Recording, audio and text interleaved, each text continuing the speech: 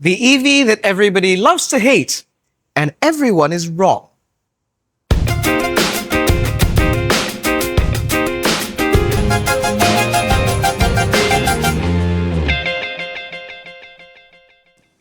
Now, the Perodua QV is powered by a 52 kilowatt-hour LFP battery supplied from CATL.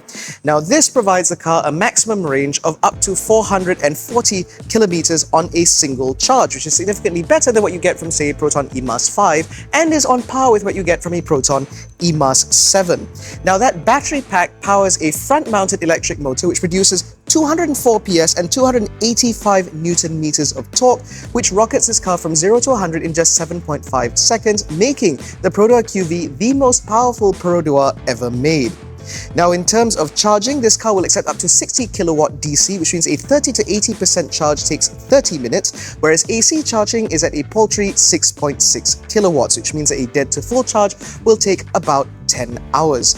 One thing that I would like to point out, however, is the fact that even though this car has a relatively small battery, the CATL supplied LFP battery in this car is liquid cooled, which means that when you do DC charge this car, it maintains a nice flat charging curve, which is great because 60 kilowatt DC is slow.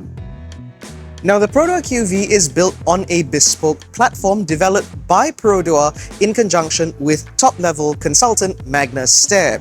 Now, this overall platform belongs to Perodua. This is not Magna Steyr's off-the-shelf EV platform, which means that this is something that Perodua has full ownership over, which also means that its modular base is very customizable. According to Perodua, this platform is able to accommodate both A and B segment vehicles, both longer and wider or shorter and more compact than the QV.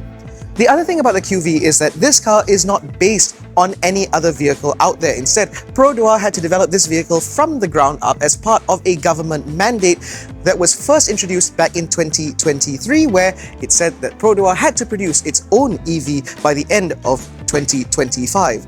Which they did. And as a result, it means that this is the first Perodua in history to be developed entirely through the efforts of the Sungaicho-based company without any input from its Japanese partners. And that is why the Perodua QV looks like no other Perodua before it. According to the company, this car is classified as a sportback. This is certainly not a crossover, despite what anybody might suggest, because actually in terms of ground clearance, this car sits 5mm lower to the ground than a Myvi, which means that this is certainly not to be considered a crossover of any variety. But up front, as you can see, Perodua's engineers and designers have gone to town, making this car look a little bit more dynamic, a little bit more sporty, as a show of intent of just what Perodua is capable of doing, which is why you get a split set of lights here, where this up here doubles up as both your indicator and your daytime running lights, replete with a light bar which connects one side to the other, while your main beam and high beam live down here. You also get a closed-off front because naturally, this being an electric vehicle, there's no need for a grille, although there is some opening down here in order to help cool the battery. One thing that's worth pointing out about the front end of this car is that, number one, this is, I'm pretty sure, the largest Perodua badge ever fitted to a Perodua in history. And secondly, this is where the radar is, because the radar actually sits behind the bumper, so you can't actually see it. But because it lives back here, it does mean that you have this much cleaner front end. However, that is also the reason why the Perodua QV is currently only available in two colors, that being Cosmic Grey, I think, as well as Ice Blue, which is the vehicle that we have here, because these paint finishes have been specially developed as not to interfere with the radar. That also means that if you were to buy a Perodua QV, don't wrap the front bumper. Now, in terms of dimensions, the Perodua QV is actually wider and longer than a Perodua Myvi, while being some 13mm lower than that car, which means that this car does have quite a significant amount of presence on the road. It does look very shapely, it does look very handsome, and it does stand out on the road. Now, in terms of rolling stock, this car rides on 18-inch alloy wheels wrapped in Atlas tires, which are rubbish, because not only are they incredibly loud on the motorway, but they also provide very little grip when you're on the throttle, which is not what you want from a car that offers up to 285 Newton meters of torque. This, I think, is the weakest part of the Perodua QV as a whole, and I think that if you are buying one of these things, please change the tires. Now, moving further down the side, you get a set of flush door handles on the front where you push them in at the back and then pull them out like this, which is actually identical to what you get on an Aston Martin.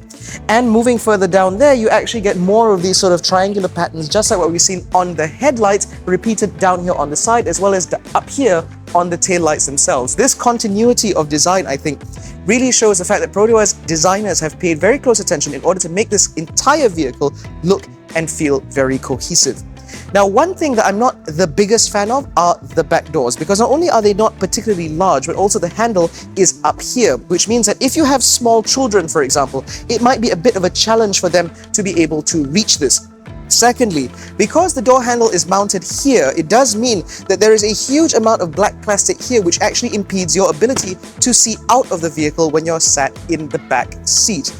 But despite that, this car does have very pronounced haunches, nice curves everywhere, this nice sloping roofline, and I think that Perodua was very clear in their intent. They wanted a car, or they wanted to make a car that you would want, not a car that you would need, which means that all of these practical compromises were intentional.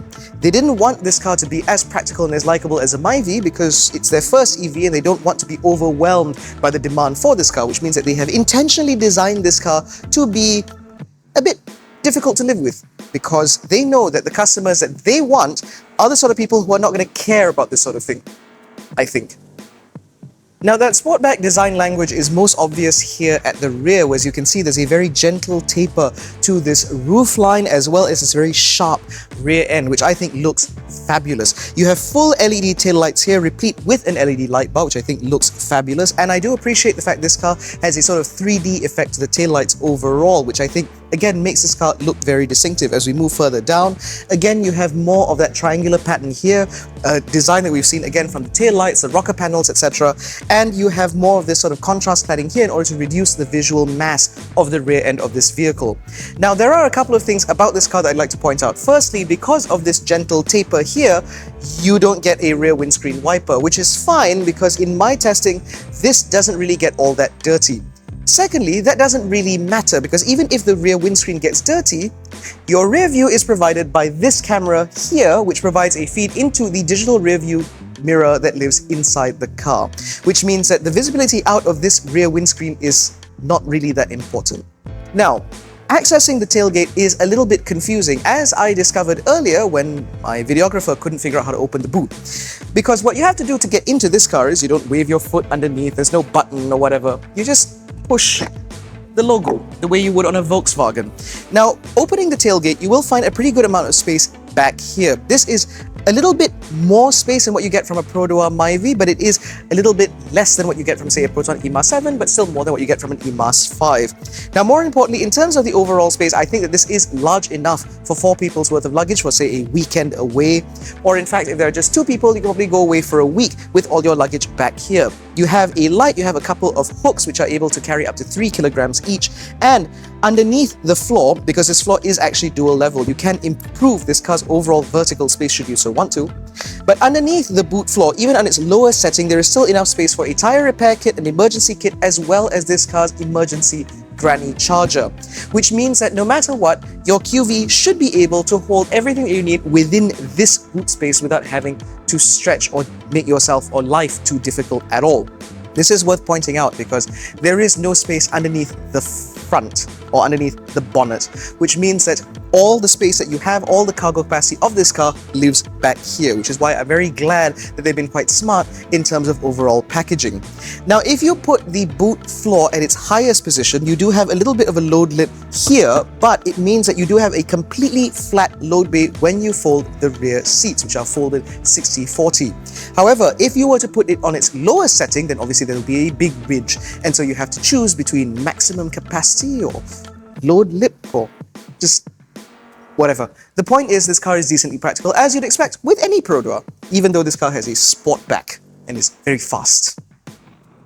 Now, the interior of the Perodua QV is actually quite an impressive place to be, simply because you can tell that Perodua has resisted the urge of making this car look and feel like other newfangled EVs with a massive touchscreen and no buttons. Instead, they've applied very Japanese sensibility toward this cabin. So for example, the majority of your sort of more serious controls, the things that you'll be using more often, all have physical buttons. And they're all very tactile. All the buttons here, all the buttons on the steering wheel, all the buttons here, all feel very tactile to use, which means that you're never second guessing as to whether or not you've pressed those buttons. On top of that, instead of a massive central screen, instead you get this sort of nice landscape-oriented screen, which provides all the information that you need, your Apple CarPlay, Android Auto available wirelessly, as well as your air conditioning controls visible via this little ribbon down here. On top of that, you also get a digital instrument cluster of a similar size, which again provides all the necessary information that you need, such as your trip information, etc., all visible again from a single glance, all laid out in a way that is very sensible. And of the two dial designs that you can choose from for this digital display, I actually like the one that I'm on now because it actually looks like the design of the headlights on the outside. Again, it just goes to show that Perodua's designers have really thought about sort of maintaining the same theme, because that same sort of crisscross triangle thing is also repeated on the tweeter covers as well as on the seat upholstery for the fabric inserts. Everything in here just looks and feels like it's very cohesively designed. One thing that I'm a little bit sort of divided on is actually the interior material quality, because the materials in here are a bit of a hit and miss. So for example, the dash front and the dash top here, as well as the door cards, those are all nice and soft touch plastic. However, here and further down here, that's all hard plastic. This is all hard plastic. The armrest here is mercifully at least soft touch.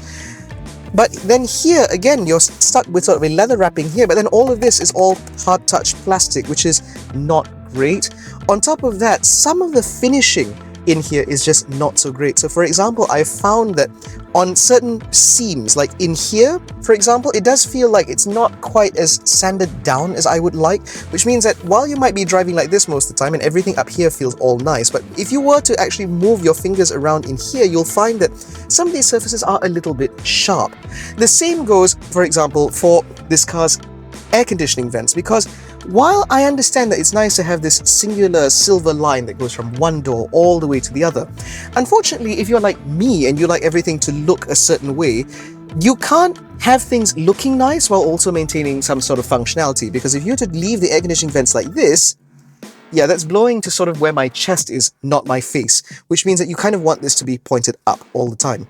Then, of course, there is the matter of ergonomics. Now, the Perodua QV is actually the first Perodua in history with a powered seat, because this driver's seat is power adjustable, which is nice. This is also one of the first, was this car or the Perodua Trials? I can't remember. One of them was the first one to debut a steering wheel, if I can get it to move, that adjusts not only for angle, but also for reach, which is certainly very nice. And what this means is, ultimately, you can get into a very comfortable position in the Perodua QV. Unfortunately, Perodua has fallen victim to, just like every other Chinese car, where the base of the seat cannot be adjusted for angle, only for height, which means that unfortunately you can't get as comfortable as you might want in here if you had the option to adjust the angle of the seat base. Now, aside from this, in terms of practicality, there's a wireless charging pad here, a couple of USB-C ports underneath this floating center console. You get a couple of cup holders here, a decently sized center console bin here, as well as a decently sized glove box that lives here. Although, unfortunately, again, the plastic finishing on this, especially here along the edge, is just not that nice, and the glove box itself is not lined in felt, which means anything that you put in there will rattle about. The door bins are big enough for a litre-sized bottle, which is always nice to see. And of course, you do get this digital rearview mirror here in order to improve rearward visibility, which is all just very good. Overall, I do think the cabin of the Perodua QV is a pretty successful place to be. In addition to all of this, you also get ambient lighting for the first time in a Perodua. Now, there are only, I think, 7 colors to choose from, but you can at least choose different colors for different areas of the car. Now, I say this because let's not forget that this is a car that starts at 64,000 ringgit if you were to subscribe the battery with the current 6,500 ringgit rebate, which is in place until the end of September. Which means that for that money, you're getting a car with ambient lighting with customizability, and you can change, for example, the lights up here I have in blue, but the ones in the footwells I have in orange because that's a less jarring color to have. And you have that ability, that flexibility in a car that is, again, selling for 64 grand. That's all pretty good. Now, the only thing about this cabin that I feel is a genuine bugbear is the fact that, number one, when you have wireless Apple CarPlay or Android Auto running, as I do, well, as I'm about to demonstrate here, unfortunately, this does also remove the ability to see this car's climate control function. So for example, if I change the fan speed or I change the temperature, it doesn't show on the screen. It doesn't sort of float or pop up for a little while, nothing. I have to actually swipe up like this in order to see what my inputs are doing, and it dismisses itself very quickly as well. However, at least when you swipe down from the top of the screen, you can very easily switch off some of the more annoying safety features, such as the lane departure warning and lane keep assist, should you want to do that. And you always have the option here in order to stop charging the car at any given time or stop discharging if you're using this car's V2L system. I like the fact that it's always visible and always easily accessible from the central screen, because it should mean that you can minimize the instances where you're stuck at a charger for no good reason. The other thing about this cabin that I find to be genuinely disappointing is that even though everything in here does feel very well put together, the seats, for example, are incredibly comfortable, even though they are only part leather but mostly fabric. The only thing about this cabin that really grinds my gears is the sound system, because the audio system in this car is quite crap. I suppose if you're not fussy about sound systems the way I am, then perhaps it might not be too much of a gripe for you, but I just think that this cabin would have really benefited from a much better audio system. Unfortunately, what you get in here is very similar in quality as what you get from the Perodua Traz, which is just not great. Now, the back of the Perodua QV is also a little bit of a hit and miss. Now, I'm about 170 centimeters and sat behind myself, front seats are in my driving position. I don't have that much headroom, but I do have a pretty decent amount of knee room. Although, unfortunately, as you can see, my knees are sort of hanging because the seat base is unfortunately very short and mounted very low, which means I do have to stretch my feet out underneath the seat in front of me and pray that my driver isn't overly tall or wants to sit overly low, because otherwise I'll have no place to put my feet. The floor is, however, fully flat, which means that if you do put 3 passengers back here, the complaints should be relatively minimized. And of course, you do get a USB-C and USB-A port, a couple of tarik hooks, some pockets behind the rear seats, door bins big enough for a half-liter size bottle, and of course, you still get more ambient lighting back here. Material quality is also like it is in the front, where you have soft-touch materials up here, which is great because this is something that you'll be knocking into quite often, as well as down here, where your elbows rest. And of course, you do have a deployable center armrest here with a couple of cup holders, which means that for 4 passengers in the back of the QV, life is genuinely not that bad. That said, however, I will have to point out the fact that because of this car's rising shoulder line and relatively small windows, it does mean that getting a view out can be a bit of a challenge, particularly if you might be a child. Speaking of which, the ISOFIX mounts in this car are relatively easy to locate, but again, because the doors don't open very wide, it might be a bit difficult to get a child seat into the car. But once you do get in it, because of this car's relatively long wheelbase, fitting a bulky child seat shouldn't be a problem at all. The other thing that I think is a little bit disappointing in the back of the QV is the fact there are no rear air conditioning vents. Now, according to Perodua, for vehicles as small as the QV, just like the Myvi and the Ativa, etc., there is no need for rear air conditioning vents. Although that said, I would have liked them because Malaysia can get very warm, and so having air conditioning vents at the back would have been a huge improvement. Now, speaking of improvements, the Perodua QV is not designed to be like any other Perodua that has come before it. That much is very obvious. And that becomes even more evident the moment you set off in this car from the driver's seat. Now, the thing about the QV is that this is the most powerful Perodua ever made, with over 200 horsepower and over 280 Newton meters of torque. Or is it exactly 280 Newton meters of torque?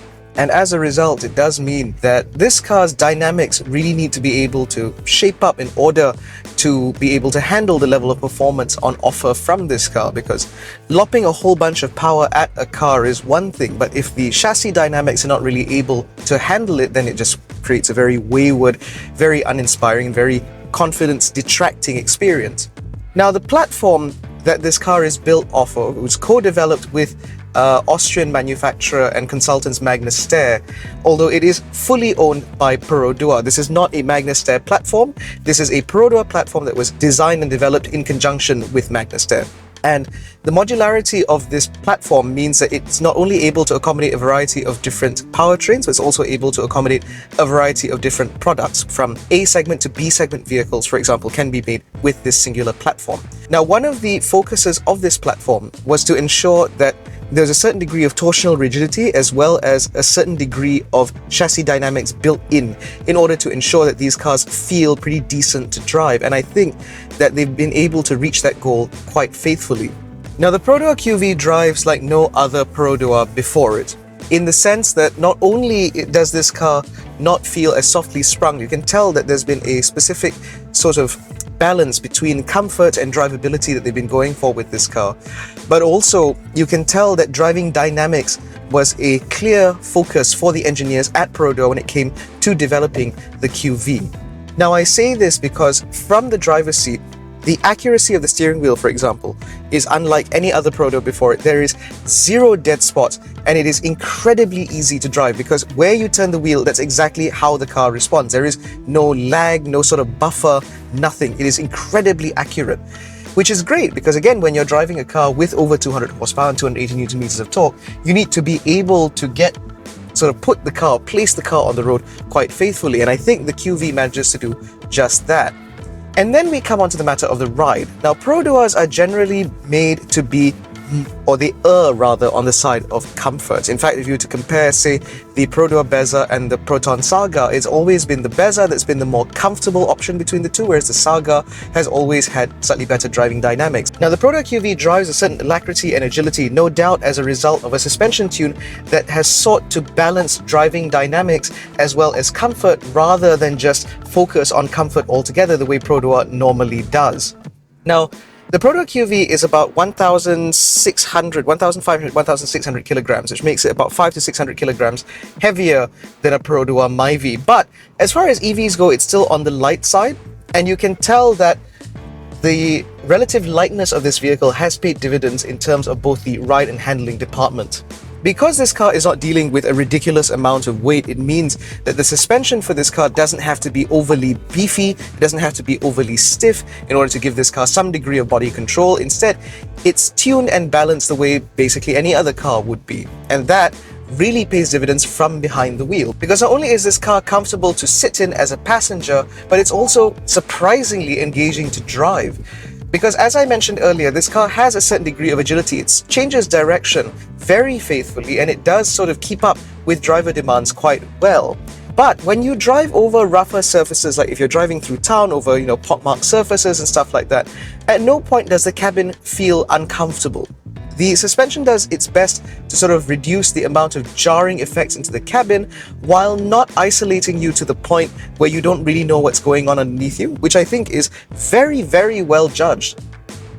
And again, very surprising for a Perodua. It's not that we have no faith in their capabilities, it's more like we've never seen them be able to do this before. And so it's nice to be able to see Perodua's engineers sort of stretch their legs a little bit and decide that, we're going to do things properly now.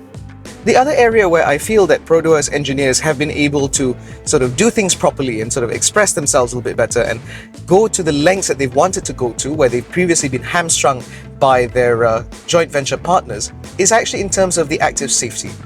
Now, the Perodua QV, unlike a lot of other Perodua models, doesn't utilize the same stereo camera setup the way you get in, say, a Myvi or an Ativa or an Alza.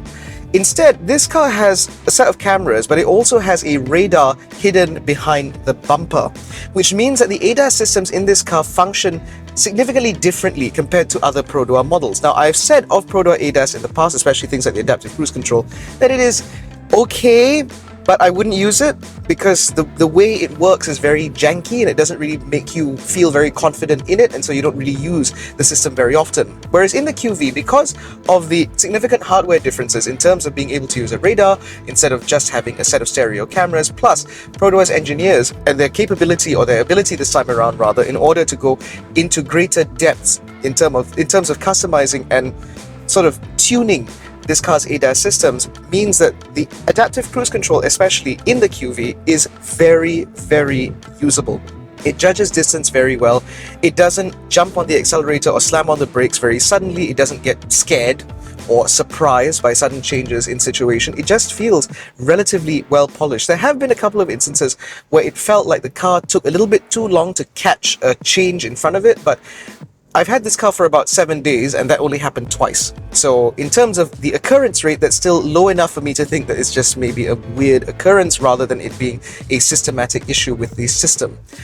Now, one of the things about this car that I find quite odd is actually the lane centering. Now, again, we've seen lane centering in the past with Perodua, but the lane centering in this car, again, functions very differently. So while the adaptive cruise control on this car utilizes the radar in order to maintain a distance, the lane centering on this car utilizes the cameras. And what I find particularly surprising is that the lane centering on the QV is significantly better than other Perodua models. Again, it just feels like a system that you can rely on a regular basis. It means that it is a system and a car as a whole that you can live with on a day-to-day basis, because again, this is a car that is able to faithfully take away the majority of the strain of driving on a day-to-day basis. And to me, I think that is absolutely what you want from a daily commuter electric vehicle, which is exactly what the QV is. And speaking of daily commuting, this brings me on very neatly to the matter of consumption, in terms of energy consumption for this car. Now, the Proton E-Mass 5 and Proton E-Mass 7 at the moment are among the most efficient vehicles on the market. And then after that comes the Xpeng G6 and then the Xpeng X9. But the Perodua QV actually manages to slot in very nicely in between the Proton E-Mass 5 and the Proton E-Mass 7 in terms of overall consumption, because over the week that I've had this car, having covered about 500 kilometers, this car is reporting an average consumption of about 15 kilowatt hours to the 100.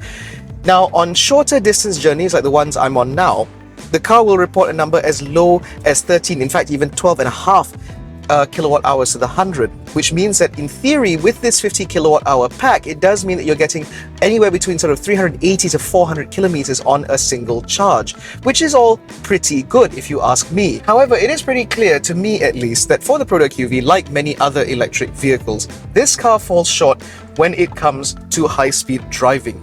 The thing about EVs is that ultimately aerodynamics plays a certain role. The faster you drive, the thicker the air you have to cut through, therefore the more wind resistance you encounter, which overall just makes the whole thing just slightly less efficient. And I feel that on long motorway journeys, especially when you're trying to maintain 110, 120 kilometers an hour, that's when this car will return the shortest amount of range available. Now, I have a feeling that if you were to drive your Perodua QV over a long distance journey, I suspect you'll only be able to do about 350 kilometers on a single charge, which is not bad because it does mean that from KL to Penang, you could theoretically do that on a single charge. Although, cukup only lah. But you could get to Penang on a single charge if you leave from KL with a full battery. However, because this car has a relatively small battery at 50 kilowatt hours, it does mean that if you were looking for an electric vehicle to do major distance in on a regular basis, and the Perodua QV does require some degree of planning in order to make it work its best. This is very clearly a car that has been geared towards urban driving primarily. And I think that if you were to use this as a city commuter car, you'll appreciate the fact that you will be able to do about 400 to 410 kilometers on a single charge. It's only, again, when you try to cover serious distance that this car becomes a little bit more challenging to live with. Now, this problem compounds itself when you realize that this car DC charges at a maximum rate of 60 kilowatts, because it means that a 30 to 80% top up, essentially 50% battery capacity, will take 30 minutes, which is not great given the fact that the majority of cars now can charge a lot faster than that. In fact, even the Proton E-Mass 5 with its smaller battery pack will accept up to 71 kilowatts on a DC charge, which means that, again, 60 kilowatts or a 50 kilowatt pack, not great. However, I would like to point out one significant difference when you compare Perodua's efforts in this QV compared to what we're getting from Proton. You see, Proton's EVs are not developed by Proton, they are developed by Geely. And for the most part, Proton's inputs when it comes to these cars have been relatively minimal at best, especially in terms of hardware, things like power outputs, DC charge rates, battery capacity, etc. Proton's input has been limited mostly to software and some degree of sort of firmware thereabouts, but only little areas thereabouts. And because Geely is developing these EVs in order to produce and sell 50 to 100,000 of these cars every month in China, it means that because of those economies of scale, Geely is able to sort of reduce margins there and thereabouts in order to fully capitalize on the economies of scale that they enjoy because they're making cars in such large quantities. The Perodua QV, on the other hand, is a very, very different affair. If you were to compare the QV to other Perodua models benefit from those economies of scale because, again, Perodua is a car maker that produces about 400,000 cars a year. But for the QV, on the other hand, this is a car that they've developed entirely in-house, which means that there is no cost benefits in terms of volume. Everything that you see here is bespoke to this car and not shared with anything else. And as a result, the margins on every single item in this car is already razor thin. And that's why they've been able to bring this car to market at 64,000 ringgit. A lot of people have mistakenly believed that Perodua's reduction in price of this car is entirely down to market reception or lack thereof. Perodua as a company, in the 10 years I've been doing this job, 11 years I've been doing this job, has never really responded to the market in that sort of way. Instead, Perodua is a sort of company that calculates every possible risk, every possible permutation, and they settle it long before vehicles come to market. Now, in the case of the QV, I suspect that because they were forced to launch this car before 2026, it meant that they were not able to fully localize the vehicle to a level that they would have been happy with in order to bring this car to market at the price point that it is now. Basically, their localization process was half-baked when this car was launched. They weren't happy with it, but they continued with their localization efforts, and as a result, that's why the car went from 80,000 to 64,000 as it stands now. On top of that, while this car is still not fully localized, or at least as localized as a lot of other Perodua models, Perodua is continuing those efforts in order to try and further localize this vehicle over time, which means that eventually we expect to see things like battery packs and power modules manufactured for this car on our shores. This is very different from what Proton is doing, where everything is basically shipped from China and they just bolt it all together here. Now, the reason I bring this up is because when you account for the fact that Geely enjoys huge economies of scale, naturally, some of their cars may feel a little bit more sophisticated than the Perodua QV. But as far as I'm concerned, the way I'm looking at this car is this is Perodua's first truly homegrown effort, a car that they have developed from the ground up themselves with their own goals in mind, their own KPIs and their own targets. And they've done that without assistance from any other party except for one high-level vendor in Magna-Steyr. And as far as a first car is concerned, as far as a first effort is concerned, the Perodua QV is incredibly impressive. This car is very efficient, it's relatively well packaged, and the fact that this car has dynamic chops to boot is just a surprise by any measure. A Perodua that's fun to drive is generally a rare thing. Now, as a whole, that does mean that I do think the Perodua QV is a very impressive car indeed. In fact, I think that for a first effort, for their first EV, for their first platform, for their first sort of ground-up vehicle, I think this car is very impressive indeed, particularly for that 64,000 ringgit price point if you buy this car with a battery subscription. However, if you want a car with the battery bundled in that is slightly more affordable than this, because with the battery this car is about 80,000 ringgit, then of course there is the Proton EMAS 5, which admittedly is also slightly more spacious, slightly better at carrying people and stuff like that, but it also has less range and it has its own compromises there and thereabouts. And of course, if you're looking at a vehicle within this space and you want something that's cutesy, particularly something that is focused primarily on urban commuting, then of course there is the TQ Wuling Bingo, which is a car that we are looking to test drive or looking forward to test drive very soon. But again, as far as I'm concerned, going back to the Perodua QV, I think that this is a very, very impressive car and a very, very impressive effort from Perodua. And as far as I'm concerned, this is, for all of its foibles, a vehicle that I would actually be happy to live with on a regular basis. This is the sort of car that I would buy, that I would live with, because I think that it just makes sense for what it is. And I think that it's hit its target market right on the nose. In any case, that concludes our review of the Perodua QV. If you enjoyed this video, please give it a thumbs up, subscribe to the channel, hit the little bell icon to be notified every time we make a new upload. Don't forget to follow us on Facebook, Twitter, and Instagram. All the links are in the description below, including the link to join our new WhatsApp channel. Thank you so much for watching. We'll catch you in the next one. Take care, stay safe, and jangan bodoh.